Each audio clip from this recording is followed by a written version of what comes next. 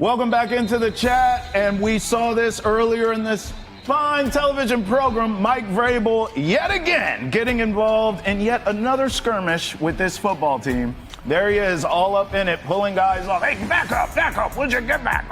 Calm down, I mean, Vrabes, you gotta calm down, bro. You don't play anymore. Coaches don't do this, man. They don't get in and mix it up, Vrabes. Relax. You're gonna get hurt. Well, I think the other coaches' backs are probably hurting at this stage in their life, so they maybe just can't afford to get into the nitty-gritty. Yeah, like they're like, I missed my yoga lattes on Saturday. Like, if I get in that pile, I'm not coming out. Where Braves is like, that creatine hit. Yo, that workout, you can buy in Pilates and yoga lattes. That workout is crazy. That's a certain age bracket. That's a real thing? I'm not there yet. Like water aquatics, all that? Oh my gosh, that's a a thing. specific age bracket. I'm a jazzercise. Are you doing yoga lattes, John? No. Okay. He didn't even entertain it. No. Do not put my name on that. Yeah. No misconceptions here. None. When you see the head coach, Jon Lyons, WEEI, everyone, when you see the Patriots head coach getting involved like that, what do you think? And you and I saw that against Washington last week at the joint practice. So it's not the first time, as you mentioned. Look, so you got to see it live and live and on video.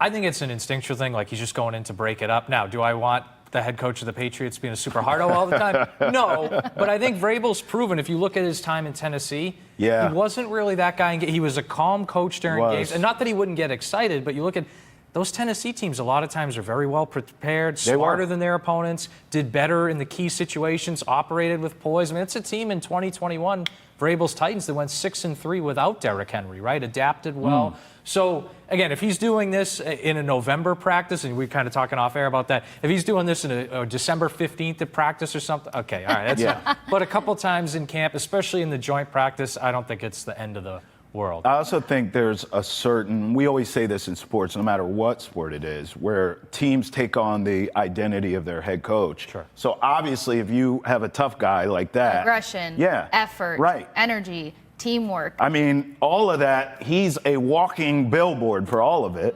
So for that, I kind of get it that the team should, in theory, take on his mentality, right? Yeah, and can he combine that with also being really well prepared and outsmarting opponents? Because what did we say for 20 years here, right? During the dynasty, Patriots were always the most prepared team. They would operate the best in key situations. They knew the answers to the test. Exactly. And Vrabel, to his credit in Tennessee, a lot of times it felt like that. So can he combine this physical edge, and off some of it's just he's a huge guy. Sure. Right? I mean, how many head coaches in the NFL are 250 pounds? Nah, right? it's a big cat, man. Right? Again, he looks like he can still hurting, feeling good, in shape, Right. So can he combine that with the Patriots being smart? And I think he can. I mean, obviously, we won't know that till Halloween, till Thanksgiving, got to get into the season.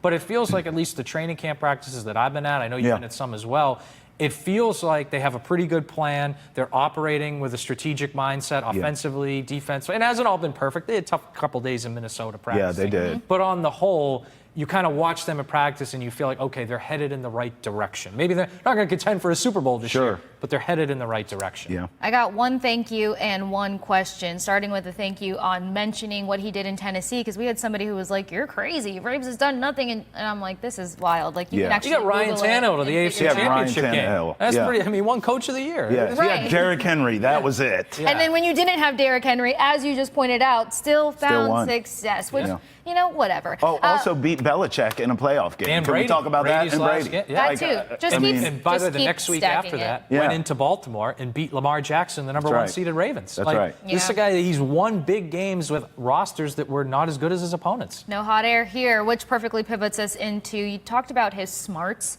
and you're going up against an aggressive defense. We've seen all the things throughout the joint practices up in Minnesota. Like, can we trust that there's going to be a strategic approach to this preseason game? Because what we really need to see is how well do they adjust, knowing that they're going to be kind of outmatched by their opponent. You could make the case that Brian Flores and this Vikings defense is the toughest opponent the Patriots will face all year. Yes. I mean, they won 14 games last year, and I know they lost early in the playoffs, but he's, I think, the best coordinator in the NFL, Brian Flores. Kevin O'Connell's a good head coach. McCarthy's a rookie, well, essentially a rookie. He missed all of last year. but there's a lot of talent on that Vikings team, offensively, defensively. So I wasn't shocked that the Vikings were better than the Patriots in these joint practices. Now, would I have liked to have seen the Patriots be better? Yeah, and I think that's where this preseason game tomorrow, Kasey, comes in. Can the Patriots be better than they were in these joint practices? Because it felt like in the joint practice against Washington, the Patriots were really good, and they built off that in the preseason game, and they were great in the preseason game against Washington. Can they take a subpar performance against a great team in the joint practice against Minnesota and build on that and at least be decent in the game? So, Sure. look, again, we're not setting the bar super high here. We're not saying they're going to win a Super Bowl, but we're talking about a team that's won 8 games combined in the last 2 years. So can they at least be on the same field with a Super Bowl contender and kind of belong there? You know, if not be better, can they? Because against Washington, I felt they were better in the joint practice and the preseason game. Obviously, they won by 30. Right.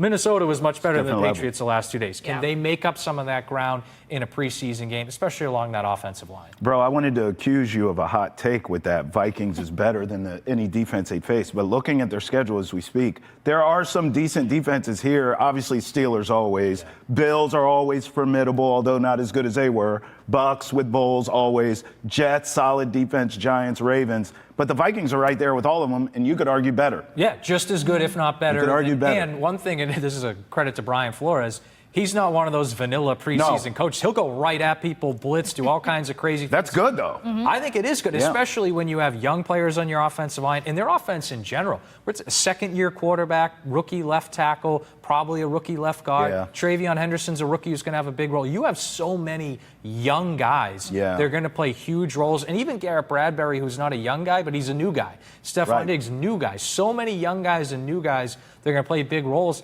You want to get tested early on in the preseason. That's right. You want to get tested multiple times because Max Crosby in week 1 is going to be just like Jonathan Grenard in the joint practice against Will Campbell. Told you. That's what you said. I love a Casey's losing maniac. sleep thinking about Crosby week 1 against that offensive I love a line. maniac. I love a maniac. And he is. And that's at Ashton Genty's first game. Pete Carroll's a Super Bowl winning head coach. I mean, week 1, you're going to be tested right out of the gate. If Screw the Raiders. Look, Kasey and I have this theory. We think the Patriots defense will carry them at least that first month of the season while the offense kind of gels, figures it out, all those young guys. That takes time, right? I think the defense will carry this team, no problem. You got the Raiders. I know you guys are giving them props. I ain't. I think the Patriots win that game. You go to Miami. They're softer than baby poop. You get who? The Steelers week 3. That's here. Aaron Rodgers is still trying to figure it out. Is he sober? When he came out of the woods, is he still on shrooms? We don't know. I mean, honestly, Carolina here, then you go to Buffalo, it gets tougher.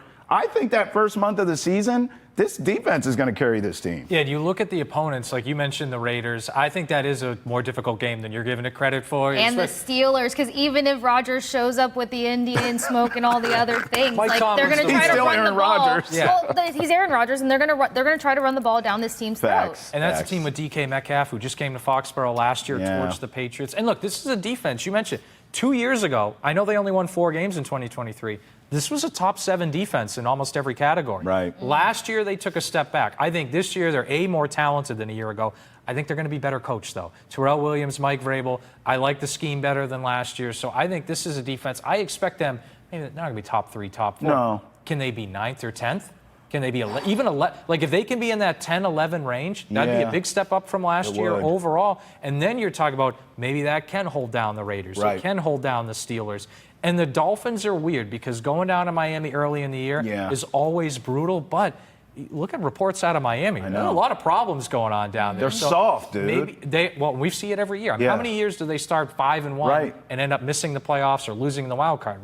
They always fade. The second it gets cold, they disappear. They don't travel well. I'm cold. Exactly. Relax on that. I was born in Miami.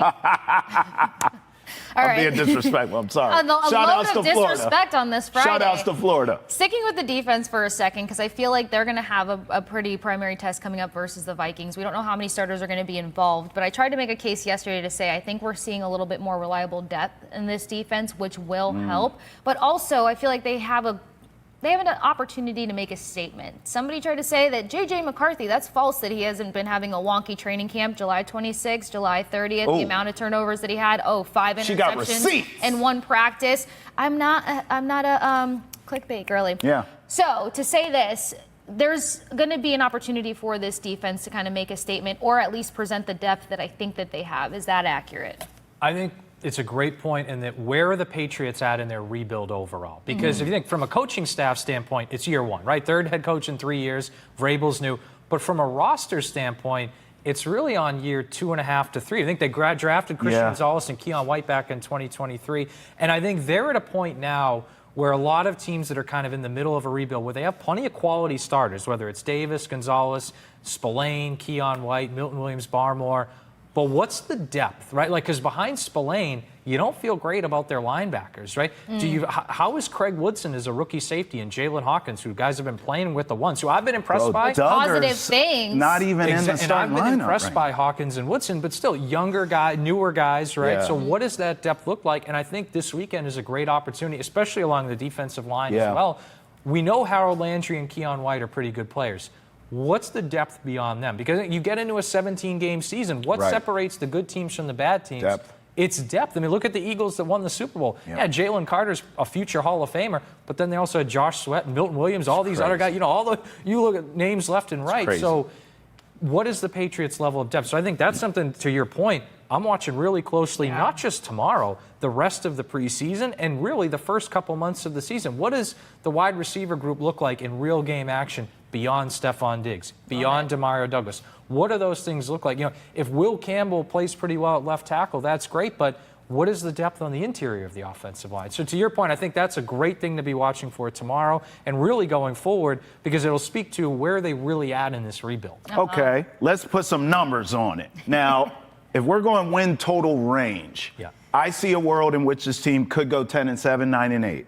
I also see a world in which they go 8-9, 7-10. I don't see higher, I don't see lower. So I'm between 10 wins and 7 wins, somewhere in there. Do you make the playoffs? We'll see, right?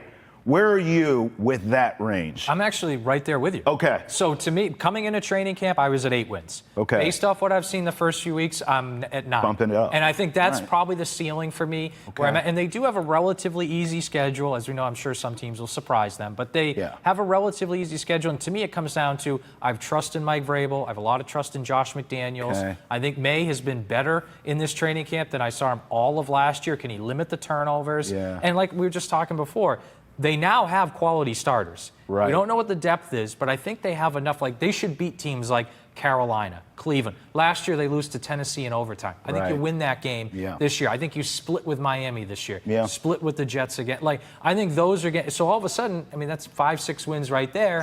Can you win a few others? I think they can. And I think they're going to stack them up early in the year, because you look at later in the year, they're going to have Cincinnati, they're going to have Baltimore, they're going to have Buffalo. So can they win those games? Can they have 6 wins by November 10th? Say, just throw a date out there. They have a late bye week, too. That helps, too. Yes, I mean, like these teams, when you get a late bye week, you can get healthy. And I think it's going to come down to the Patriots, the Broncos, and the Steelers kind of for that last wild card spot. I mean, like, I think they're going to be in that neighborhood. Bengals won 9 games last year, didn't make the playoffs. Right, and I see, like, the Bengals being better this year, Baltimore winning that division. We know Buffalo's Buffalo. And then out west, Kansas City's Kansas City. I think the Chargers are good. Broncos, I don't know if anything really changed for the Bengals, because they could put up points. They couldn't stop the points. I just expect them to start a little better than last year. Like last year, losing to that Patriots team in week 1, that's a bad loss for Cincinnati last year. Was that here? That was in Cincy. 16-10. Oh, my God, bro. That's a terrible loss. Was I here? That's a terrible loss. Exactly. So, I think the Patriots are going to be in that neighborhood with the Steelers, with the Broncos, kind of fighting for that 7th and final wild card spot, which, if you think about it, you won 8 games total the last 2 years. So if you can be 8-9 wins, it's not what we're used to around here, but it is a big step forward. Hey, my main man, WEEI's Jon Lyons. We appreciate you coming on with us, waking up early and partying. Come back again, would you? It was an absolute pleasure. I'd love to come back soon.